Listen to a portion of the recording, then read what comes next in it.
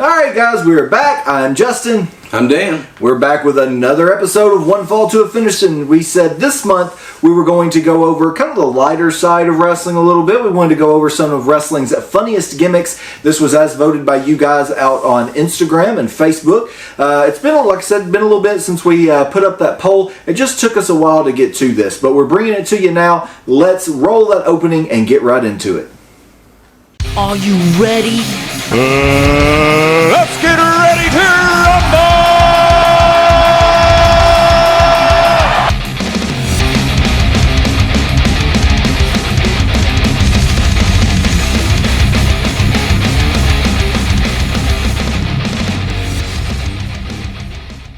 So wrestling over the years has been notorious for having some funny gimmicks. Wrestling's all about building the emotion, but every once in a while you need something to kind of break that up. And so we definitely got some funny characters over the years, some funny moments. And so we decided we'd put that poll out, and you guys wanted to hear us talk about what we thought were some of the funniest gimmicks of all time. So we picked 5 apiece, and we're going to go over those. Dan, why don't you start us out? Yeah, wrestling should be a variety show, in my opinion. We can't have a serious wrestling show, 52 weeks a year, get monotonous. But funnies, whether intentional or not intentional, has a place. So, top of my list for best funniest gimmicks, and maybe not even intentionally funny, but mine would be Eugene. So you got this fantastic wrestler, Nick Dinsmore. I mean, fantastic wrestler. And to bring him in as this politically correct special character. He's Eric Bischoff's nephew coming in. He's wearing his jacket inside out. But he's like the Rain Man. So you think he's real simple, chewing his nails. He's got the wild hair and he's kind of dumb. But when he gets in the ring, he's like a wrestling genius. So like he mimics everything that he's seen and does. And he even got a win over Triple H. So, but unintentionally funny, but still I think one of the funniest gimmicks, just from the Forrest Gump vignette that they did when they were doing the Hollywood thing. Just up to bottom, man. Eugene was hilarious. Very funny. Very funny. Yeah, he even wanted to be a member of DX at one time, and then they dumped the slime on him, and he had slime on his jacket and his boots for the remainder of his career because he never bought another pair of boots. Nope. And they tried it again with the whole like Festus and Jesse and the biscuits and gravy thing, but it didn't get over as well because it wasn't Eugene. And Eugene, absolutely amazing worker in the ring and a hilarious gimmick. Yeah, it was very funny, man. Lots of memorable moments from Eugene. But yeah, I loved it. That Rain Man wrestler kind of thing. I don't think it was intentionally meant to be a funny gimmick, but it definitely had its funny moments for sure. Mine going to be, I think this one, they intentionally meant to make it funny, but it wound up getting over, and that is Shane Helms with the Hurricane. He was Sugar Shane to end his WCW career. He comes to WWE and did not get over at all. He winds up losing the Cruiserweight title to Billy Kidman and dons the Hurricane, dyes his hair green. And he would spawn, the back and forth with The Rock. He had a couple times there. He would wind up spawning a tag team partner, which would be the superhero in training under Rosie. They would wind up being tag team champions. He would also have Stacy Keibler as part of their stable, and even at one point you got Super Molly with Molly Holly. So Hurricane, absolutely another fantastic wrestler. Sugar Shane was a phenomenal cruiserweight champion. When Shane Helms wound up putting on some weight and would get a little beefier, he was still a phenomenal wrestler, even though he kind of had to change his style. And then again, you put that Hurricane gimmick on it. That one was hilarious. The vignettes that we got, again, the back and forth with The Rock. And his entrance video where he's like flying, but you can tell it's definitely low budget as hell. It looked, it looked like kind of arcing back to like the Greatest American Hero TV series of like the 80s. Yeah. Definitely great. And I actually just saw an interview with him where he has been asked to bring back the Hurricane. I don't know if it'll be a one-off or if he's going to get one last run. But he was like, I've got to lose weight because spandex don't lie, and I cannot fit in the costume anymore. So he was like, if I can trim down, we may see the Hurricane. So that'll be interesting. I don't know, if it'll be one last run. Or it's definitely one of those characters you can definitely bring in for a Royal Rumble or just a one-off match because people still love it, and it was hilarious. Tongue in cheek. The whole who was it? Was it Stone Cold and Triple H where he's gonna like In the Got Royal on Rumble, bowl, he's yeah. gonna choke him, and they just throw his ass right, Yeah. shit can him right over the top. Yeah. It was that in the great. Royal Rumble. So, yeah. So, Hurricane takes the top of my list. All right, so back to my list. I think when we talked it over, like who I picked and who he picked, I'm picking these unintentional funny gimmicks. These gimmicks that were just absolutely ridiculous, but I don't think were ever meant to be funny. My second one is a throwback, so for all you young fans, this might be a history lesson. The Red Rooster, Terry Taylor. And I don't know if maybe this is a theme. I don't think it is. No, it stops after this. But a theme of great wrestlers getting sacked with these horrible gimmicks. Now, the one thing about Eugene got over. Eugene had some skill and some levity. Red Rooster, nobody could have got that over, regardless of what they think it is. But I cannot help but laugh and giggle every single time I watch old school stuff and see the Red Rooster coming out there with his little spiked hair, and you can tell he don't know what he's doing. But it's Terry freaking Taylor, man. Terry Taylor is a fantastic worker. It's just, man, this gimmick was hilarious, and I don't know why you would even sock anybody with this gimmick. No. I mean, WWE doesn't have an instruction book of like, we're going to give you a bad gimmick. Go out here and do this. And that's the way with a lot of them, like Isaac Yankem and Repo Man. Like, no one knew how to get that stuff over. Like, it was just... It just looked so good and hilarious. Like, what you do? Yeah. And I mean, for several years there, that kind of was what WWF was just everyone had a gimmick, and it was a whole lot of people trying to figure out what do we do to get this over. I think the only one that actually had longevity, and I think, for me, for fans my age, you could still probably dust off is Duke the Dumpster Drosy. I think you could probably still bring him out for a Royal Rumble, and fans of my age would go ape shit crazy for it. Yeah. But yeah, it was definitely, and this was a little bit before that. Now, they've explained that this was supposed to be a cock of the walk kind of, great wrestler, and he knows it, but Red Rooster? You could have had him be that gimmick, but not saddling with his hair. No. So you could have called him Terry Taylor and let him be. I mean, it would have been the same thing. But it wasn't a rib, brother. Yeah. My next one, I picked intentionally funny, but I don't know that this one I don't think was meant to be intentionally funny, and that would be the Boogeyman. The vignettes and everything that we did to him, leading up, were of a horror theme. They were of kind of the scary nature. Yeah. But then, him popping up out of nowhere in the red mist, the fog, and then they turned the room red. That was always really cool. Yeah. But then he would be like, "I'm the Boogeyman, and I'm coming to get you." And he would bust this big ass Flavor Flav style alarm clock over his head. Eat worms. He ate worms. He bit the big mole growth off of Jillian Hall's face. Just the stuff that he did was absolutely stupid. But the fact that he was able to come in and he was skyrocketed. He came in. He had a run with Booker T. He had a run with JBL. I mean, he had some pretty good feuds, but he was not a very good wrestler. I mean, he was okay, but he was a lot older than what a lot of people think that he was. Yeah. I don't really know how. Yeah, I don't know. I mean, he was quite a bit older. He was on a Tough Enough. I want to say it was the same Tough Enough with Ryan Reeves, Ryback, and all those guys. But he lied. He said that he was 10 years younger than what he really was. He got onto the competition, and then they were like, wait a minute. And they found out his real age, but I guess he's such a good dude or whatever that they kept him along. But the Boogeyman. The Boogeyman started in OVW. Yeah. Which was supposed to be this voodoo doctor retake kind of on Papa Shango. But then from the get-go, Santino Marella laughs at it in the front row. Which that's a whole nother, maybe we'll talk about backstage stories on a later episode. But once you got those vignettes, I thought, man, because I love horror characters. No, very much I do. I love Kane. I love Bray Wyatt. I love the horror characters. But the way they did it, it just got to be so campy that it had to go comedy. Yeah. And it was very tongue-in-cheek after a certain point, but it was very entertaining.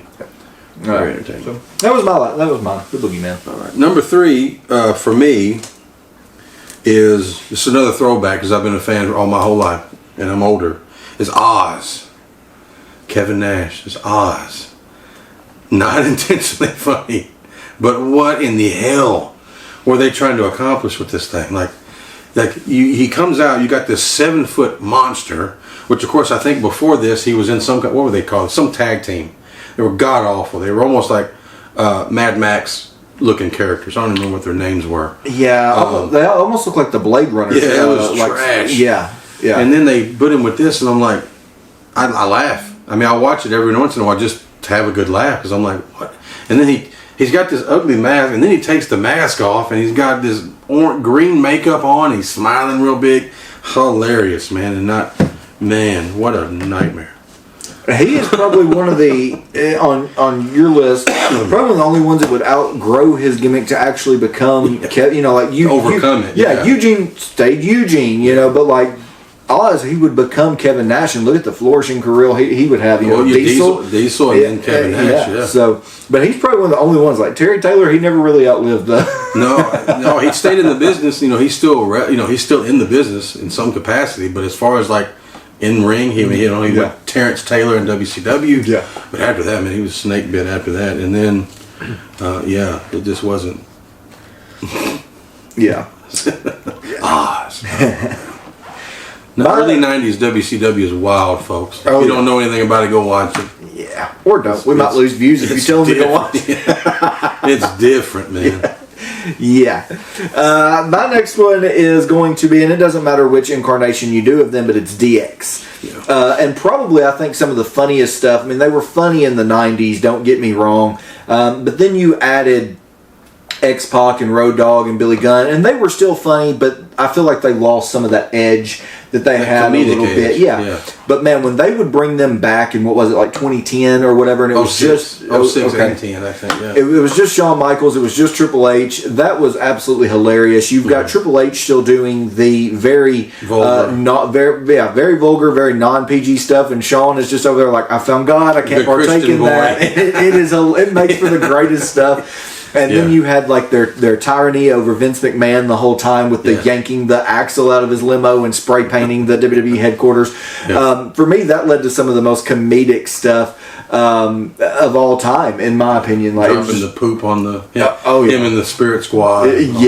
Jonathan. Oh God, the stuff they did with Jonathan Coachman, throwing him through the wall and dancing in.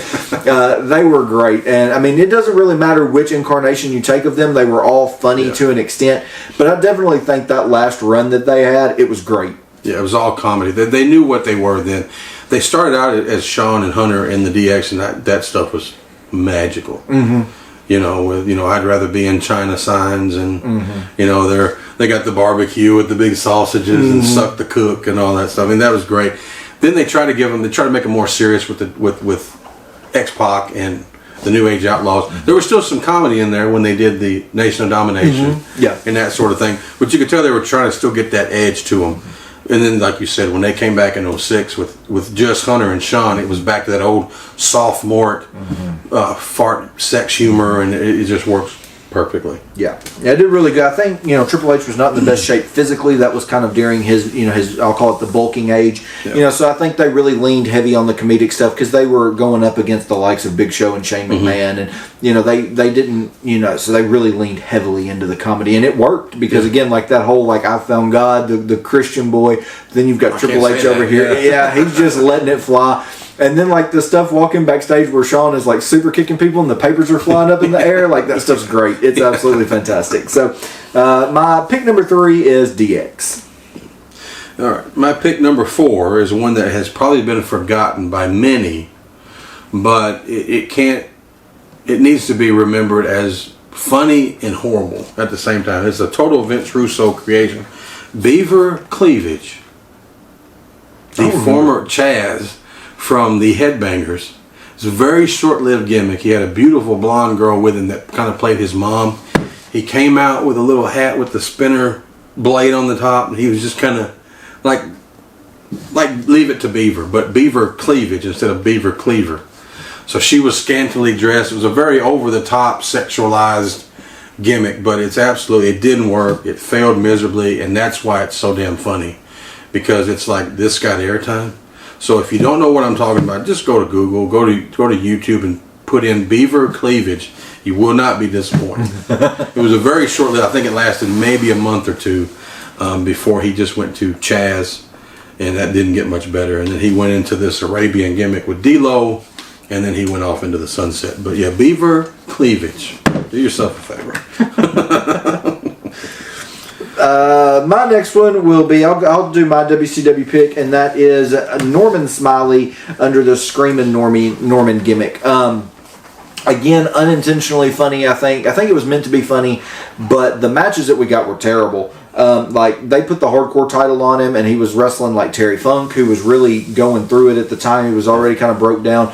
And so you've got Terry Funk just barely landing these punches, and you have Norman Smiley just screaming like a little schoolgirl in the back. He's wearing like the football pads and the helmet. Just the overall just insanity of it was just crazy. But to know, like, he was actually a really good wrestler. He was huge in Japan. He was really, or in Japan and Mexico both. He was really big. When he came to WCW, he was still big. And then for them to like saddle him with that, I don't know if they did or if that was just like, I'm going to do this and kind of be comedic. I don't know, and I've never really heard. But it's definitely memorable. Like, if you watch WCW, like, what is it, 2000? I'd say 99. I'd say 99 to 2000. You're going to get Screaming Norman. So I pick him. The stuff with him definitely memorable. Again, like, you've got him in the bathroom hiding out from Terry Funk. You've got Ralphus with him. Just the whole 9 yards. Is it the match with Norman Smiley and Terry Funk where Terry Funk gets kicked by the mule? Man, I don't know. Was that or was it Dusty? I don't know. It's a WCW match. I want to say it's Norman Smiley. It might be. But Funk ends up in this mule cage or this mule stall. Yep, I think he's like, "God, you mother!" He's cussing, and then the mule legit like kicks him like right in the arm. And oh man, Norman Smiley. I'd forgotten about that because when you said mule, I was thinking about the Kiss My Ass match with Dustin and Dusty against Flair and Jarrett from 2001, where they got the donkey in the thing. No, Terry Funk and the mule. Just you YouTube that, people. You will love every bit of it. But yeah, we had reviewed a Norman Smiley match, him and Chavo. Remember a couple months back, one of our first shows, and it was awesome. But then he went to this Screaming Norman, and like I said, I put in praise on him because people still talk about it. That kind of saved his career, I believe, in WCW. Yeah. And he still works in the business. Norman Smiley is still a trainer at the Performance Center. So that just goes to show how good he really is. Some of these comedy guys are great workers. Some comedy people hide behind the comedy. Most of the people that we're mentioning, they didn't have to. They just chose to do comedy. Yeah. So my fifth and final is the reason that we have the only homosexual activity in any wrestling pay-per-view, and that's the Yeti from Halloween Havoc 1995. So if you don't know what I'm talking about, let's set the picture. We've already had a monster truck match, okay, on a wrestling pay-per-view where we got two monster trucks connected, and they have like this tug-of-war type baloney. And then the giant falls off Cobo Hall, gets pushed off. So we're already in Comedy Central here. So then we get the actual match in the ring. And at the finish, Hogan's down, and here comes the latest addition to the Dungeon of Doom. And it's the Yeti. But it's not a Yeti. It's like a mummy, but he's wrapped up in like toilet paper instead of like body wraps. And he's huge, but he still has these short arms. So he can't quite get his arms around Big Show, or the Giant, and Hogan. So he's just kind of humping him. And it's the only homosexual activity that's ever been shown on the wrestling paper. Who did the Yeti? Do you know who played the Yeti? It was, he would go on to stay on contract. He was part of Raven's flock. What was his name? Is it Reese? Yes, Big Reese. Okay. Big Reese was the Yeti. That's it, Reese, yep. Big Reese was the Yeti. He would actually stay with WCW until the close. But yeah, that was his big claim to fame. And then it tops it off with Tony Schiavone. He called it the Yeti. Because I think even he knew, like, this is that might be the worst one yet. I don't know. That's pretty bad. My last and final, though, is going to be R-Truth, Ron the Truth Killings. He would come into the scene with BG James as Three Live. What were they? They were what were they in WWE? It was K Quick and him. Did they have a They might not have. name? They might not have. It might have just been. Yeah. Then they would go to TNA to be Three Live Crew. He was a very straightforward wrestler right then. But then when they would bring him back, he would start doing the little Jimmy stuff with John Cena, which was always really funny. But then here recently, he has just been basically, if you go out with R-Truth, he tries to make you crack in the ring. And we have gotten some amazing stuff. talking about the Royal Rumble with Brock Lesnar, where he would make him break. I'm going to throw you over the top rope, Paul Heyman, instead of Brock Lesnar. Telling Triple H, I know that's you, Tommaso Ciampa, because he has the beard just like it. So stuff like that. I mean, he is just a comedic genius. I think he really leans into trying to make people laugh. I've watched some interviews with him, and he's like, I'm in this to have fun. He's like, I mean, the money's cool. The moments are cool that you get to have, but he was like, if you don't have fun, it doesn't do any good. And he's like, so I might as well help other people have fun as well. So he's just absolutely great in what he does. I absolutely love R-Truth and this comedic, make you laugh kind of side that we've gotten of it. Yeah, he's definitely has become the #1 of all time comedic. Oh yeah, wrestler. Yeah, I mean, just from him coming out at the Women's Royal Rumble, thinking it was the men's, it's never ending. Yeah, and he's even on. If you get a chance, guys, look him up. He's on TikTok. He goes live on TikTok, and it's hilarious. So I mean, you're getting comedic in a wrestler, but dude, that's just how he is. Like he's a funny person. He's best of all time. Right next up to. Like an honorable mention is Santino Marella. He came in as like the Milan Miracle, but then quickly switched to, and he was the type that would try to get people he was definitely the type to get people to crack and call, John Cena and call different names. And then he did Santina, dressed up as a woman and had like in the Diva Battle Royal and stuff like that. But R-Truth, man, yeah, he's going to be talked about for many, many years. He had the stupid snake as well. Oh yeah, the Cobra. Yeah. I mean, that was just 5 from each of us that we picked. I mean, there's a ton. You had the Duff Brothers in ECW, which were hilarious. Yeah, they were hilarious. Which, if you guys have ever seen like the Omega Uncommon Passion documentary, those guys, they all actually wrestled with the Hardys in their first promotion, and like to see them kind of do that was hilarious. A lot of people consider. I had it and I lost it. The Backstreet Boys gimmick in WCW. 3 count. Yeah, a lot of people consider that to be a comedic gimmick. I mean, that was a rib. They were like, here, you guys are 3 young, decent-looking guys. Go out there and get over it. And they were like, So, which actually, that was the Hurricane. And like, he was like, I actually was the one singing that. He's like, I actually sang. So, I mean, that makes it all the more kind of comedic. But then there's a ton of honorable mentions, and I'm sure there's a list that goes on. And if you guys like this, we may even wind up maybe doing a part 2 of this because there's a ton. Yeah, there's plenty. But yeah, I mean, that's just to kind of give an inside look on more of the comedic side of wrestling. If you don't know any of those names that we mentioned, definitely go check them out. Yeah. I mean, they're all worth watching and at least for a quick laugh, if nothing else. Absolutely. Especially the ones I mentioned. Yeah. A lot of the ones I mentioned were very unintentionally funny, but you'll get a kick out of all of them. Yeah. All 10 of them, you're going to get a kick out of them. Yeah. There's much more memorable moments on his list, so there's much more meat on the bone. For mine, man, it's just like, this is what it is. Yeah. So, anyways, we'll get you out this week, short and sweet. But we will be putting it up to a vote. We'll see what comes up next month and what you guys vote on for us to see. Maybe try to get back to some pay-per-view reviews. We wanted to take kind of a break off from that for a little bit. We reviewed Mania, but instead of going back to the well of kind of the older stuff, we wanted to talk about some current stuff as well. So that's going to kind of do it for us this time. Again, we'll put a poll up, so be looking for that out on Instagram and Facebook. Make sure that you like and comment on the video, subscribe to the channel, hit the bell notification so that you know every time that we upload a new video. And we'll catch you next month with a brand new episode of One Fall to a Finish. Are you ready? Let's get